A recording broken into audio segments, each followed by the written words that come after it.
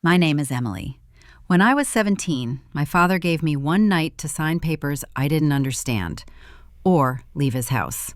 I chose to leave. Years later, everything he tried to control came back to the surface. If you've ever been forced to choose between family and your own future, share your story in the comments. The zipper on my backpack stuck halfway, the way it always did when I was rushing. I tugged it loose, slid my algebra book inside, and leaned the bag against the door. My phone buzzed on the kitchen counter, a reminder for an 8 a.m. class I couldn't afford to miss. I checked the time, grabbed my jacket, and was reaching for my keys when my father's voice came from the living room. "Emily, come here." He was seated at the dining table, shoulders squared, a manila folder placed neatly in front of him. The TV was off. That alone felt deliberate. He tapped the folder once, then pushed it toward the empty chair across from him. "Sit." The papers smelled like fresh ink. I flipped the top page, scanning lines I didn't recognize. My eyes caught a bank name, faint but readable, and numbers that didn't mean anything yet. "What is this?" I asked. "Paperwork," Robert said. "Sign it before you go." I kept reading, a paragraph about liability, another about authorization. My finger paused on a section that mentioned responsibility if payments failed. "What happens if this goes bad?" I asked. He leaned back. "It won't." "That's not what I asked." His jaw tightened. "It's just paperwork." As he said it, he turned the stack over, face down, covering the last page. One corner stuck out, unsigned. I slid it back into place. "I'm not signing this," I said. The chair scraped loudly as he stood. He walked to the wall by the door, reached up, and took my car key off the hook. The metal clinked once before disappearing into his pocket. "You have tonight," he said. "That's it." The room went still in a way that felt rehearsed. I looked from the pocket to his face, trying to line up what was happening with the man who used to quiz me on spelling words. "So," I said, "do I get a receipt for this conversation?" He didn't answer. He walked past me, unlocked the front door, and stepped outside. A few seconds later, the door swung open again. My old suitcase sat on the porch, scuffed and familiar. I hadn't used it in years. "I don't have time for this," he said. "Decide." The security panel by the door was dark. Usually a small green light blinked. I noticed it because I'd been grounded once for setting it off by accident. Now it showed nothing. "I need my keys," I said. "You made your choice." The phone vibrated again in my hand.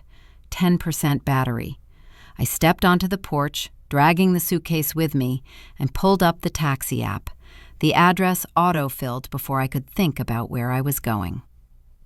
Morning came without ceremony. The spare couch at Jenna's apartment dipped in the middle, and my phone slid to the floor when I stood up.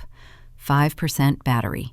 The taxi receipt sat folded in my pocket like proof that the night had happened. I borrowed a charger, pulled on the same clothes, and left before anyone else woke up. The store lights hummed when I clocked in. Shelves needed facing, a return needed processing, and my hands stayed busy long enough to avoid thinking. Halfway through the shift, my manager waved me over. He kept his voice low and his eyes on the schedule.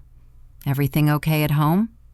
I told him I could cover my hours. He nodded, wrote something down, and said we'd talk later. The question followed me aisle to aisle anyway, clinging to every task that should have been routine. By mid-morning, the phone started filling up. An aunt wrote that my father was worried sick. A cousin said, "Families fight, then move on." Someone suggested I apologize so things wouldn't get complicated. One message included a prayer emoji, as if that settled the facts. No one asked what I'd been asked to sign. No one asked why a suitcase had been waiting outside like a stage prop. By afternoon, Robert's version had landed everywhere. He told people I'd stormed out over rules, that I wanted freedom without responsibility, that he'd offered help and been refused. The story traveled well because it sounded tidy, calm, reasonable. When he spoke that way, people leaned toward it, relieved to have a shape that made sense. A coworker handed me a cup of water I hadn't asked for. Another asked if I needed a ride home. Both avoided the word father. That silence said more than the messages did. After my shift, I walked to the community center for the Student Workers Clinic. It was the only place I could think of where paperwork was treated like something real. Marcus Reed sat at a folding table with a legal pad and a pen that clicked too loudly. We'd met the year before when I needed help reading a lease. He looked at me the way people do when they're measuring urgency. "Do you still have the papers?" The photo on my phone showed the top page, slightly crooked. He studied the bank name, then the footer, then asked where my family usually kept accounts. "That's not the institution you mentioned before," he said. "So it matters." "It matters enough to slow down," he replied. "If paperwork is harmless, people usually don't rush you at night." The comment landed without a smile. It was the closest thing to humor either of us managed. He told me not to sign anything, not to agree to meetings alone, and to keep copies of everything. Advice, not rescue. Dinner happened without me. Photos popped up in a group chat I hadn't muted yet. Plates already cleared. A chair empty at the end of the table. Someone typed, then deleted, then sent a thumbs up. The phone buzzed again. "Robert, 48 hours. Let's finish this." No greeting. No question mark. Just time. Counted down like a favor. The library opened at 9. I was already there, seated at a long table with a power outlet that barely worked. Marcus arrived 10 minutes late, carrying a folder thicker than the one my father had slid across the table. He didn't sit right away. He flipped pages standing up, scanning headers, checking dates. "This one," he said, tapping a document. "Do you remember signing anything like this?" The signature was mine, smaller, messier, the way it looked before I practiced writing my name neatly. The date was from a summer I remembered by heat and cheap iced coffee. I hadn't been 18 yet. "It's an authorization," Marcus said. "Limited at the time. But there's an addendum." He turned the page. A second signature appeared, cleaner. The date was a week after my birthday. I stared at it long enough for the letters to blur. "That page," he said, "would have been attached later." The memory clicked into place, the way my father had flipped the stack over, the corner he'd hidden with his hand. It hadn't been impatience. It had been positioning. Phones started ringing while Marcus talked me through what it meant. My aunt left a voicemail about family meetings. A cousin texted to ask if I was feeling better. The language shifted. No one asked if I was safe. They asked if I was calm. Robert's email came through while Marcus was still speaking. Subject, urgent. The body was short. He wrote that I was acting erratically, that I'd left my housing agreement without notice, that he would be forced to report the breach if I didn't cooperate. The message copied 2 people I didn't recognize. Marcus closed the folder. "He's tightening it," he said. "You don't have enough yet." Enough or not, the bank was across the street. I crossed with my student ID in my pocket and a knot in my throat that didn't get named.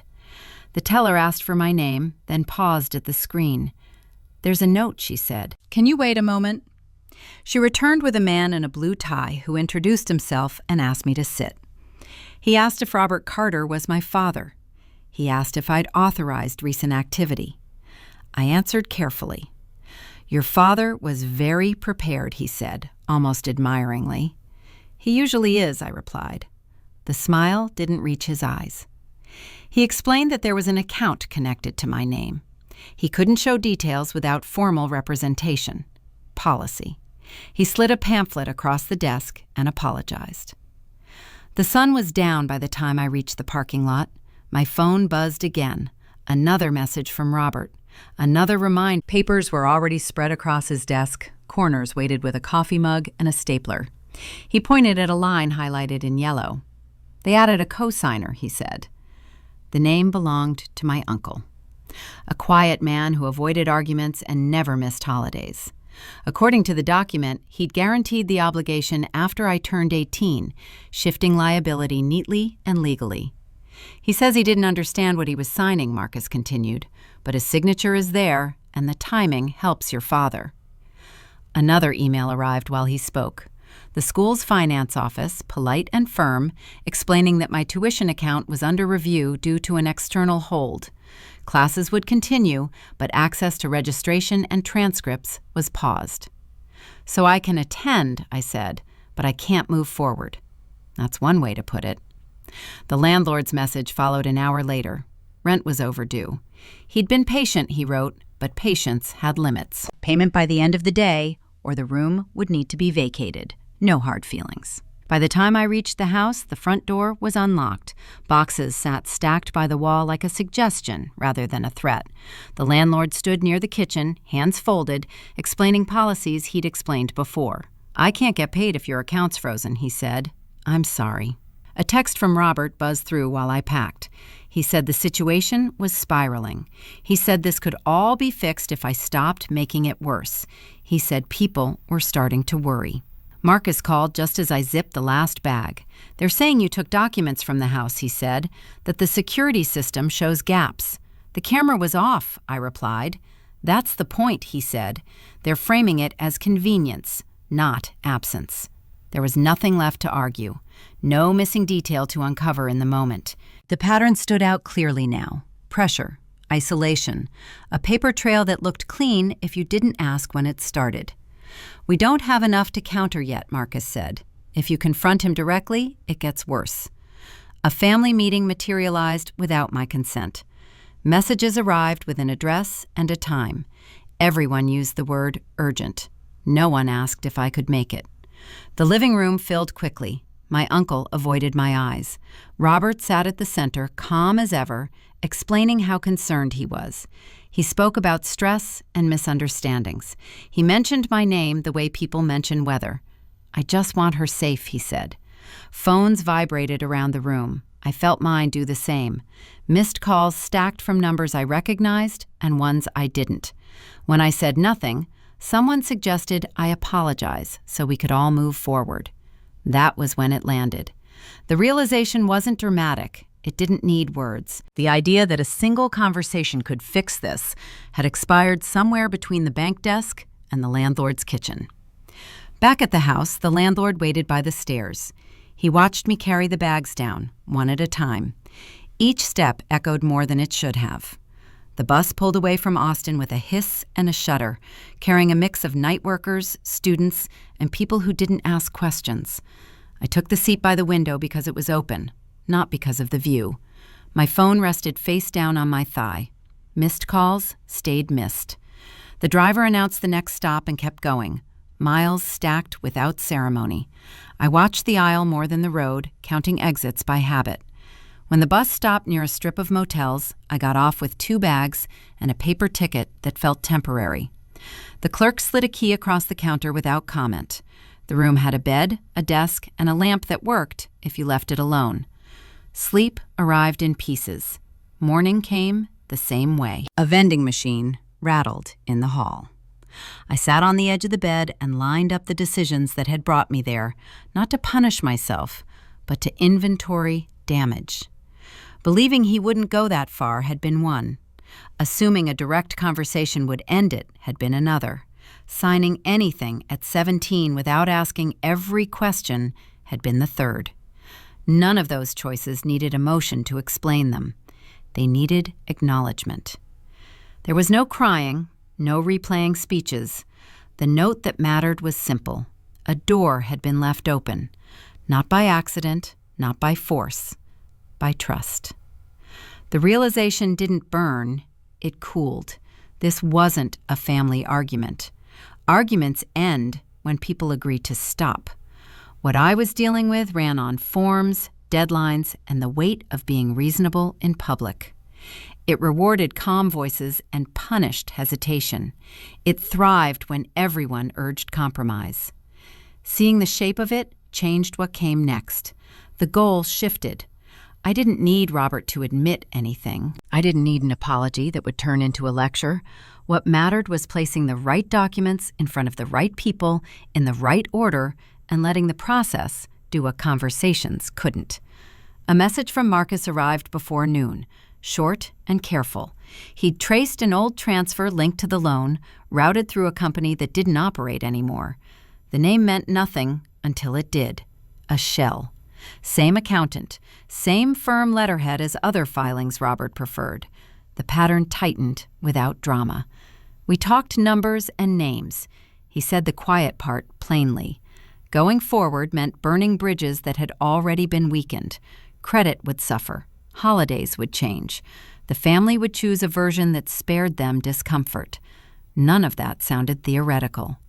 I left the motel and walked until a 24-hour cafe appeared, fluorescent and forgiving. The counter was sticky. Coffee cost less than the tip. I didn't leave. A couple argued softly in a booth about directions. The cashier rang orders with practiced speed. The booth near the window held a man asleep with his hat pulled low, one hand wrapped around a mug he hadn't touched. A waitress refilled it anyway and moved on.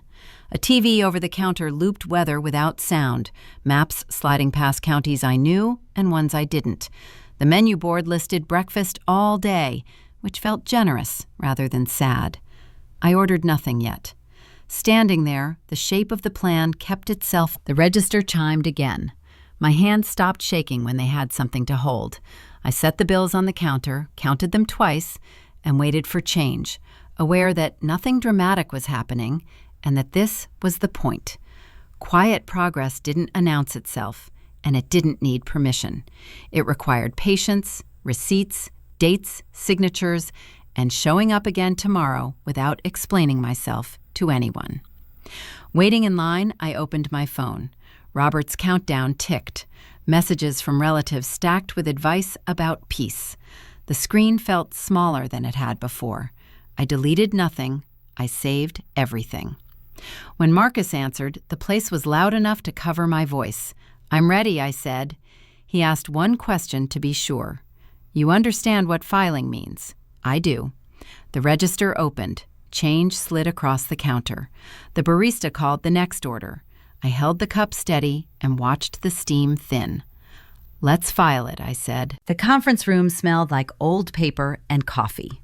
Marcus closed the door, not dramatically, just enough to keep the hallway noise out. He laid out printouts in rows and tapped the same logo on 3 different pages.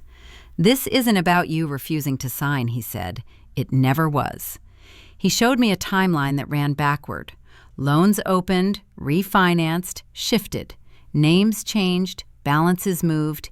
Each one landed closer to a deadline I now recognized from that night at the table. The rush hadn't been anger. It had been math. They needed a transfer, Marcus said. Someone clean.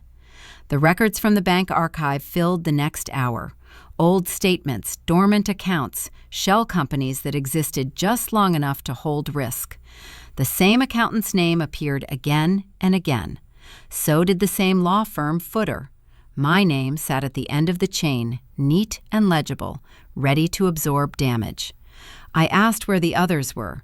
Previous ones, he said, settled, paid, or stopped answering. The security system came up next. The maintenance note about repairs matched a filing date. The gap wasn't an accident.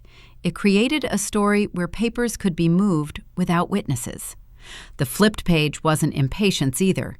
It was a reveal scheduled too early. The phone vibrated on the table. A group call started without warning. Family numbers stacked in a grid. Robert's voice cut through first, calm and concerned, explaining that he was worried about my behavior. He said he feared financial misconduct. He said he'd filed a report to protect everyone involved. A cousin spoke up to say she'd seen me upset.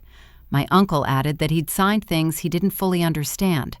A woman I barely knew said stress made people do strange things. The call ended with a plan to let authorities handle it. An hour later, an email arrived confirming the complaint. Financial fraud, pending review.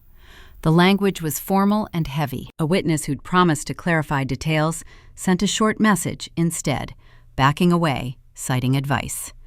Marcus didn't soften his voice. "They're turning your diligence into trespass," he said. "Accessing records without authorization can be framed that way." The room stayed functional. Pens clicked, pages slid into folders.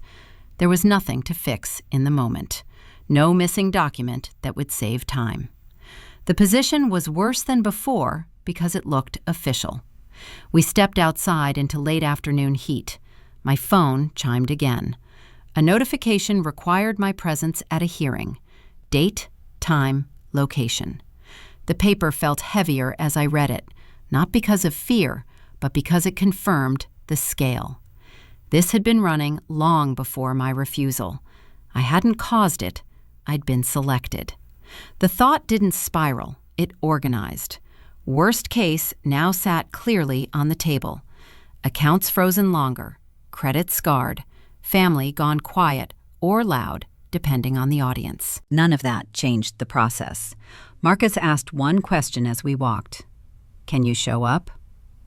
I nodded and checked the time, already counting backward from the date, while the sidewalk filled and the notification screen dimmed in my hand. Traffic pressed along the street, horns short and impatient, people stepping around us without slowing. Another message landed from the bank, then another from the school, each phrased carefully, each pointing to the same pause. Marcus said nothing while reading over my shoulder, then handed the phone back without comment. A siren passed somewhere to the left, fading before it mattered. My pocket vibrated again with a voicemail I didn't open. Names kept flashing that I recognized by pattern rather than feeling. The day kept moving, unbothered. I walked with him toward the corner, matching his pace, already sorting what needed printing, what needed requesting, who needed to be notified in writing. The hearing notice stayed open on the screen, bright against the sun, as my thumb hovered over the save icon and the crosswalk signal changed. A bus rumbled past, shaking the pole beside us. Marcus checked his watch and nodded toward the block ahead. The building with the glass doors waited there, ordinary and unavoidable. Papers would be stamped. Statements would be logged.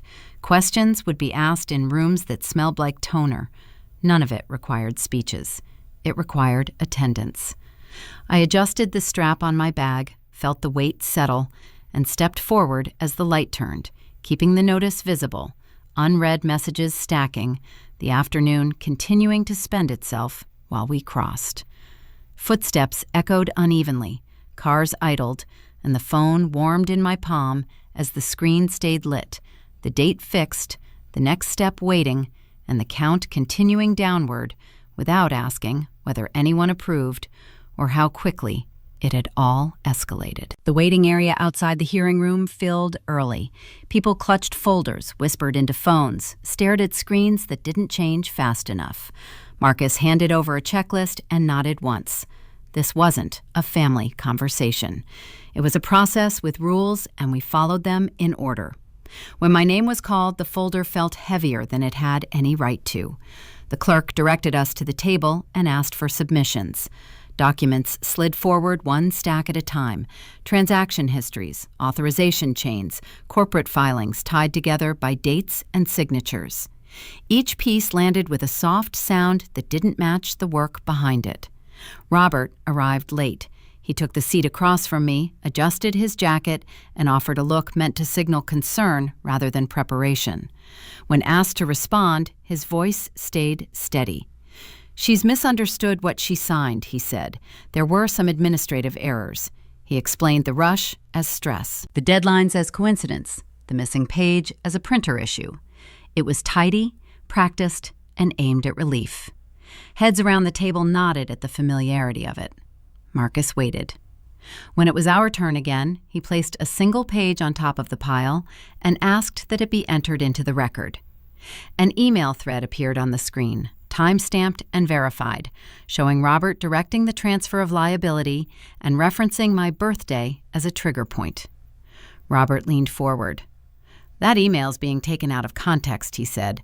"I was trying to help her." The clerk asked him to pause. A technician confirmed the metadata without looking up. Dates matched, addresses matched. The sequence lined up with the filings already submitted. The room didn't react the way movies teach people to expect. There were no gasps. Pens kept moving. A follow-up recording came next, brief and clear, captured during a call Robert didn't realize was logged. His instructions were precise. His urgency was documented. There was no space left for interpretation. Robert tried again. "She was upset," he said. "I was protecting the family." Please refrain from commentary, the clerk said, still typing. The phrase landed harder than any accusation. Robert stopped speaking. His mouth opened once more, then closed. The explanation had run out of room. The decision came quickly, provisional and procedural. A temporary finding acknowledging probable misrepresentation. A request for additional records from Robert.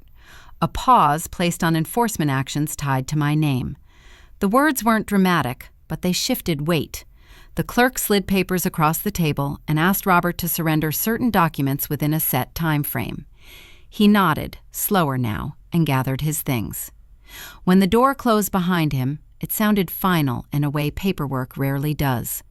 The hallway outside buzzed louder than before. People passed with purpose, carrying outcomes that didn't look like victories.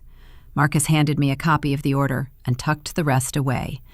"That's the turn," he said. Phones came out almost immediately, messages stacked from family members who'd followed along in pieces. Some asked what happened. Others offered advice about forgiveness. One suggested we all take a breath. None of them mattered in the moment. Robert stood near the wall, waiting for an elevator. He avoided my eyes. For a second, it looked like he might say something. Instead, he adjusted his watch and faced forward, the posture of someone used to waiting for doors to open. A staff member approached him with a clipboard and asked for confirmation of an address. He answered quietly. When she asked for additional documentation, he hesitated. "I'll need time," he said. "You have the dates," she replied, checking a box. I watched from a few steps away, not because of satisfaction, but because it was useful to see the pattern end in daylight. The process didn't care about tone. It cared about sequence. Marcus checked his phone and nodded toward the exit. The air outside felt the same as it had before we went in. Cars idled. Someone laughed at a joke that had nothing to do with us. The building kept its schedule. Another message arrived from Robert as we reached the doors. I was just trying to help. It sat on the screen without punctuation. I didn't respond. The copy of the order folded neatly into my bag as the doors swung open, people moving around us, the day continuing, the next steps already printed and waiting. The airport moved the way it always did, indifferent and efficient. People lined up with shoes in hand, coffee cups balanced on rolling bags, voices blending into announcements no one fully listened to. A few months had passed since the hearing, enough time for paperwork to settle into outcomes. My boarding pass scanned green. The gate number changed once. Nothing about the morning suggested closure, which felt appropriate. Robert sat in the waiting area near the windows, hands folded, eyes on the tarmac. He wasn't traveling. He was there because someone else needed him present for a signature he was no longer allowed to give. A woman stood a few feet away, phone pressed to her ear, explaining next steps to someone not in the room. She didn't ask Robert for confirmation. She informed him. When she finished, she thanked him and walked off. He remained seated, watching passengers board, unconsulted. No one checked with him. No one deferred. The posture he'd practiced for decades looked misplaced without an audience. My mother called later that afternoon. Her voice stayed careful, like she was walking on a surface she didn't trust yet. "I just wanted you to know," she said. "Things are different now." I told her I knew. We talked about schedules and doctor's appointments. She asked if I was eating well. The conversation ended without confrontation or resolution. That was fine. There were no follow-up filings from my side. The record stood as it was. Marcus confirmed the last authorization tied to my name had been formally severed. Notices arrived confirming changes to representation. Accounts reopened slowly. Some consequences would take years to smooth out. That was also fine. The old neighborhood looked smaller than it used to. Lawns trimmed the same way, mailboxes unchanged. I parked on the street and walked up the familiar path. The door opened after one knock. My father didn't speak. He handed me the spare key without comment. It felt lighter than expected. "I'll take care of the rest," I said. He nodded once. There was nothing else to say that would matter. The new apartment sat closer to work, closer to transit, closer to the routines I'd rebuilt. Boxes lined the wall, labeled in thick marker. The desk fit where I'd measured. The router lights blinked in order. Everything worked because it was meant to, not because someone insisted it would. A laptop booted up on the kitchen counter, files transferred from an external drive, folders stacking neatly as progress bars filled. One directory held the case documents, scanned and named by date. Before closing it, I created a new folder and dragged everything inside. Family Event Austin. The name stayed. It didn't need editing. A message came in from a relative asking if I'd consider coming by for dinner sometime soon. I typed a reply thanking them and suggesting a weekend later in the month. The number attached to my father's name was still saved. I opened the contact, changed it to a label, and moved it out of the emergency list. Another setting changed. The phone didn't react. Keys clinked softly as I set them on the table. The old house key rested there for a moment, then stayed. The door to the apartment closed behind me. The lock turned smoothly. Lights came on in sequence as I walked through the rooms, checking nothing and everything at once. Outside, traffic passed without pause. Somewhere down the hall, someone laughed. The laptop chimed to confirm the last file saved as I moved toward the window, phone face down, the day continuing without asking for permission, the door secure as I stood there and let the sound of it settle.